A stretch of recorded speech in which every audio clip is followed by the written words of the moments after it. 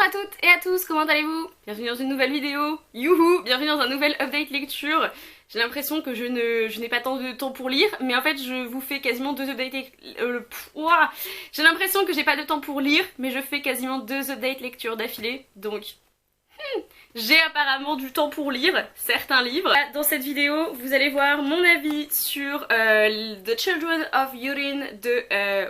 c'est pas Húrin, Húrin de Tolkien. Je vais aussi parler de Sorcière de Mona Chollet, La fille dans l'écran. Et je vais aussi parler de un livre audio et une nouvelle parution en romance adulte américaine. Voilà, donc c'est parti, si vous avez envie de voir ça, et ben restez pour regarder cette vidéo. Le premier livre dont je vais vous parler, parce que je crois que c'est celui que j'ai fini il y a le plus longtemps, c'est The Children of Húrin de Tolkien, et j'ai appris comment le prononcer parce qu'au début de ce livre, il y a la manière de prononcer les noms, donc c'est Húrin et pas Húrin comme je disais. Ça ne vous paraît pas important, mais pour moi c'était important. On va suivre les enfants de ce fameux Húrin, c'est dans le premier âge de la Terre du Milieu, donc on n'a pas du tout Sauron qui est là pour l'instant ni rien, on est sur l'opposition entre les forces humaines, du bien, elfique, etc. avec Morgoth, qui est donc un ancien Valar, donc une sorte de déité en fait. Et c'est difficile de vous en parler sans résumer tout ce qui se passe et en essayant aussi d'être clair parce que très honnêtement les peut-être 30-40 premières pages j'ai été assez perdue. J'avais du mal à me remettre dans tout le contexte historique, etc. Ça faisait référence par moments à des événements, j'étais là. C'est arrivé ça? C'est une des histoires les plus connue de la mythologie en fait du Seigneur des Anneaux. Il y a l'histoire de Beren et Lúthien, il y a l'histoire de la chute de Gondolin et il y a l'histoire des enfants de Húrin.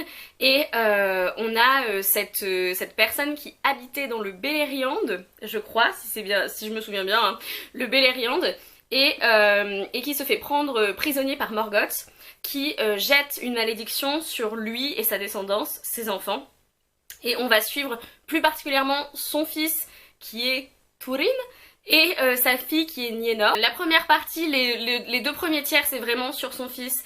On a un peu sa fille qui vient dans le dernier tiers, mais en tout cas c'était magique, c'était une véritable épopée. J'ai eu du mal au début à me réhabituer à la manière d'écrire de Tolkien, mais finalement j'ai été hyper contente de le lire. C'est extrêmement bien écrit, c'est très poétique.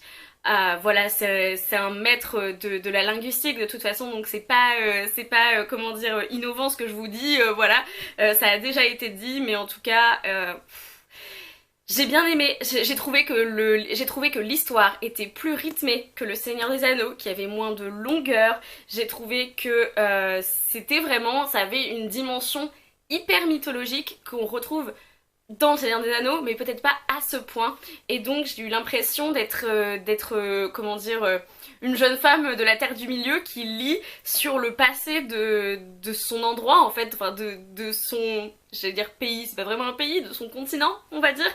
C'était vraiment impressionnant. J'ai beaucoup plus apprécié ma lecture de Tolkien à 23 ans que quand je l'avais lu, j'avais lu Le Seigneur des Anneaux, j'avais peut-être 14-15 ans et franchement...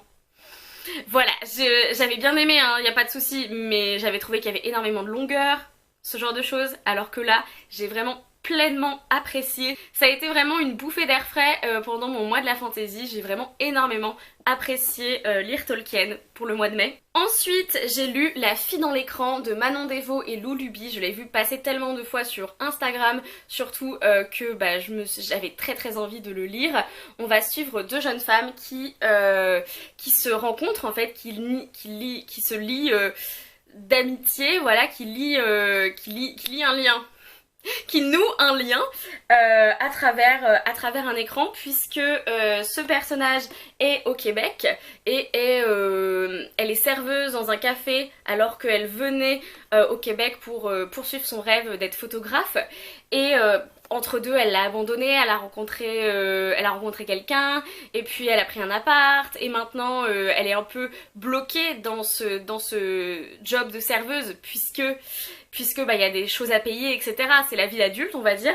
Et on a ce deuxième personnage qui est en France, qui vient tout juste de finir le lycée, qui est toute jeune, qui rêve d'être illustratrice en fait d'albums jeunesse et autrice d'albums jeunesse d'ailleurs. Et on va la voir réaliser son rêve par le biais de cette jeune photographe du Québec, dont voilà, elle va s'inspirer de ses photographies de la nature canadienne. Et c'est une super histoire, d'abord d'amitié, et puis ensuite on les voit quand même s'embrasser à travers l'écran. Donc il n'y a pas vraiment de suspense sur l'issue de cette amitié, les sentiments vont aller plus loin. Et en tout cas c'était vraiment très très beau. On a deux graphismes assez différents. On a de la couleur pour le Canada et le Québec, et on a tout en noir et blanc pour la France. C'était vraiment très très chouette. On a aussi du coup ce personnage d'illustratrice d'album jeunesse qui a de l'anxiété sociale, et c'était hyper cool de voir de la représentation de ça, de la représentation entre guillemets positive, c'est-à-dire que c'est pas le gros drame, etc. Ça l'empêche de faire des choses, mais ça lui accorde aussi de la profondeur en fait dans son caractère, et j'ai trouvé ça très très très très chouette. Voilà, j'ai vraiment beaucoup aimé. J'ai lu quand il est sorti Beach Raid de Emily Henry, donc c'est sa première parution en adulte je crois, et c'est une romance. Du coup Beach Read ça veut dire lecture de plage littéralement, et donc on va rencontrer deux auteurices, un auteur de fiction, voilà, on dirait de littérature blanche en France, etc., qui s'appelle Augustus d'ailleurs. Je me souviens plus du nom de la fille, mais alors Augustus je m'en suis souvenu. Donc on a ce mec qui écrit de la fiction, qui est assez renommé, etc., qui est assez bien considéré, on va dire. Et on a une jeune femme qui était dans la même classe que lui à l'université, la même classe d'écriture, ils viennent du même endroit, on va dire. Et elle écrit de la romance, elle écrit des romans feel good. Et ils vont se retrouver un été au bord d'un lac, je crois que c'est le lac, c'est un lac dans le Michigan, je crois.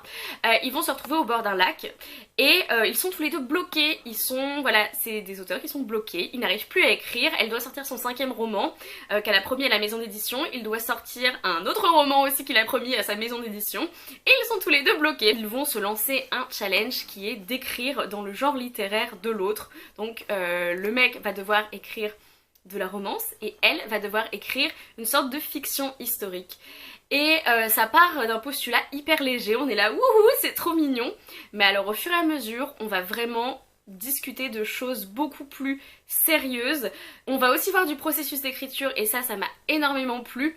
Là je suis hyper brouillon, mais en fait j'ai toutes les choses qui m'ont plu, qui me reviennent en tête, et c'est un roman qui m'a beaucoup touchée, parce que cette jeune femme, son père est mort l'année précédente, et elle découvre des choses sur lui, elle découvre des secrets de famille, et que son père n'était pas aussi parfait qu'elle le pensait.